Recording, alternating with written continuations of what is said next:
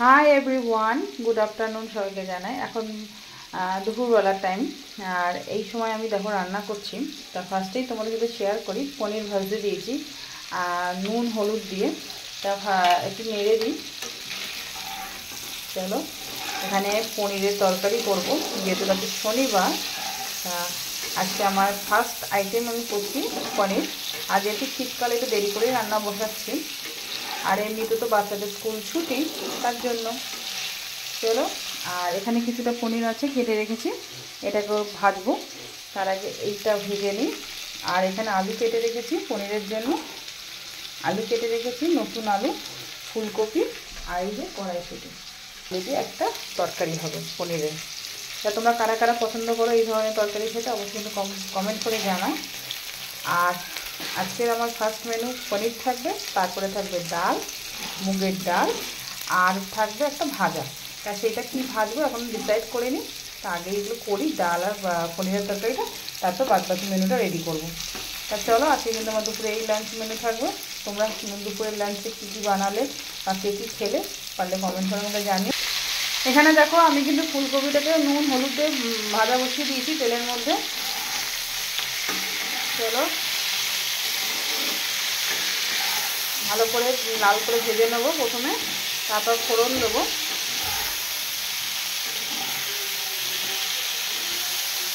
চলো, সুন্দর করে লাল লাল করে ভেজে নিই।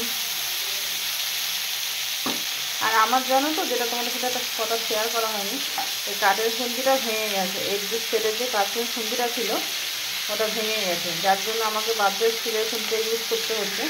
তা খুব তাড়াতাড়ি একটা খুন্তি কিনে নিয়ে আসবো, নাহলে এই কড়াইগুলো কাঠের খুন্তি যদি না রান্না করলে মজা আসে না, মানে ঠিক ভালোভাবে কষিয়ে রান্না করা যায় না।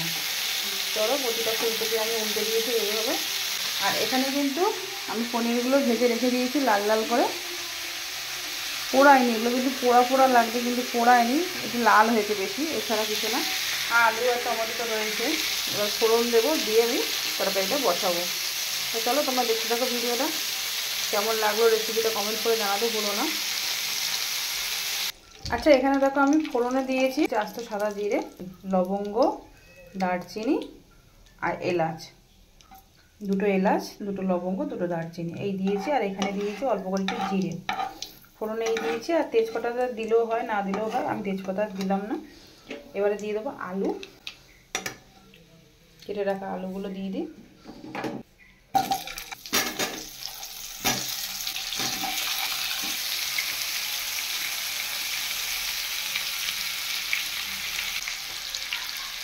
চলো, একটু নুন আর হলুদ দিয়ে নিলাম, দিয়ে আলুটাকে একটু লাল লাল করে ভাজবো। ভাজা হলে তারপর টমেটোটা কেটে দিয়ে দেবো। চলো, আচ্ছা, এখানে দেখো আমি টমেটোটা দিয়ে দিচ্ছি আলুটা ভাজার পর। এবার আলুটা ভাজা হয়ে গেছে, তারপর তিনটে টমেটো দিয়েছি এখানে আমি। টমেটোটা একটু বসে গেলে তারপর রেগুলারের যে গুঁড়ো মশলাগুলো সেগুলো দিয়ে দেবো। জিরে গুঁড়ো, আদার গুঁড়ো, ধনের গুঁড়ো, লঙ্কার গুঁড়ো, হলুদের গুঁড়ো, রেগুলার যেগুলো আমরা ইউজ করি রান্নার ক্ষেত্রে, সেই মশলাগুলো দিয়ে দেবো। দিয়ে ভালো করে ফুলকপি আলু একসাথে কষিয়ে জল দিয়ে দেবো। তো চলো, দেখতে থাকো রান্নাটা। আচ্ছা, এখানে দেখো সমস্ত গুঁড়ো মশলা দিয়ে দিয়েছি, এখনও মেশাইনি। একটু জল দিয়ে দিয়েছি যাতে মশলাগুলো ভালো করে কষানো যায়। আর তার সাথে দিয়ে দিয়েছি কড়াইশুঁটিগুলো। এবার ভালো করে কষিয়ে নেবো মশলার সাথে, কড়াইশুঁটির সাথে। দেন একটু মশলাটা কষানো হয়ে আসলে আমি দিয়ে দেবো তোমার ফুলকপিটা। চলো, এখানে মশলাটা ভালো করে কষিয়ে নিই নেড়ে চেড়ে। আর এখানে কিন্তু ফুলকপিটা আমি ভেজে রেখে দিয়েছি, আগেই দেখিয়েছিলাম। আর পনির তো ভাজা আগেই দেখালাম। চলো, এবার আমি ভালো করে কষিয়ে নিয়ে তার ফুলকপিটা আমি দিয়ে দেবো। চলো, এখানে দেখো ফুলকপিটা দিয়ে একটু কষিয়ে নিচ্ছি। মশলাটা কষানোর পরে ফুলকপিটা দিয়ে দিয়েছিলাম, দিয়ে এবার ফুলকপির সাথে মশলাগুলো একটু ভালো করে কষিয়ে নিচ্ছি। কষিয়ে নিয়ে তারপর জল দিয়ে দেবো। এবারে জল দিয়ে দিচ্ছি। চলো, জলটা দিয়ে দিলাম। এবং এই রান্নাটা না খুব ইজি এবং খুব তাড়াতাড়ি হয়, আর খেতেও দারুণ লাগে। ভাত, রুটি, লুচি যে কোনো কিছুর সাথেই ভালো লাগে। আমার তো বেশ ভালোই লাগে, আমাদের বাড়িতে সবারই খুব ভালো লাগে। তা আমি নিরামিষের দিন এইভাবেই পনিরটা বেশিরভাগ সময় করে থাকি। হয়ে গেল। এবার আমি একটু লবণ দিয়ে নেব, লবণ দিয়ে যখন ফুটবে তারপরে পনিরগুলো দিয়ে দেবো। চলো হয়ে এসছে, ফুটুক, আমি একটু লবণ দিয়ে নেবো, এই ফাঁকে একটু মিষ্টি দেবো এই সময়। চলো একটু মিষ্টি দিয়ে নিই। আচ্ছা এখানে দেখো ঝোল কিন্তু ফুটছে, আর জানি না মোবাইলের ক্যামেরাতে এরকম কালারটা কেন আসছে, কালারটা তো ঠিক আসছে না। তা যাই হোক এখানে কিন্তু কালারটা দুর্দান্ত এসছে। আর মাঝখানে আমি একটু বলেছিলাম মিষ্টি দেবো, মিষ্টি দিয়েছিলাম সামান্য একটুখানি মিষ্টি দিন, জাস্ট টেস্টটা ব্যালেন্স করার জন্য। তা তবে সব রান্নাতে কিন্তু আমি মিষ্টি দিই না।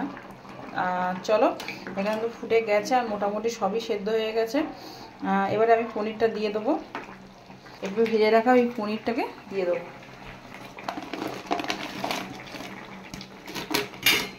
চলো এবার ভালো করে মিশিয়ে নেবো পনিরগুলো একসাথে ফুটুক, একটু নরম হোক, তারপরে আমি নামিয়ে নেবো। ফুলকপিগুলো সুন্দর সেদ্ধ হয়ে গেছে, আলুটা একটু চেক করে নিই, হ্যাঁ আলুটাও সেদ্ধ হয়ে গেছে। ফুটে গেলেই এবারে একটুখানি আমি একটু ঘি দিয়ে দেবো, রাখা আছে ঘিটা দিয়ে দেবো।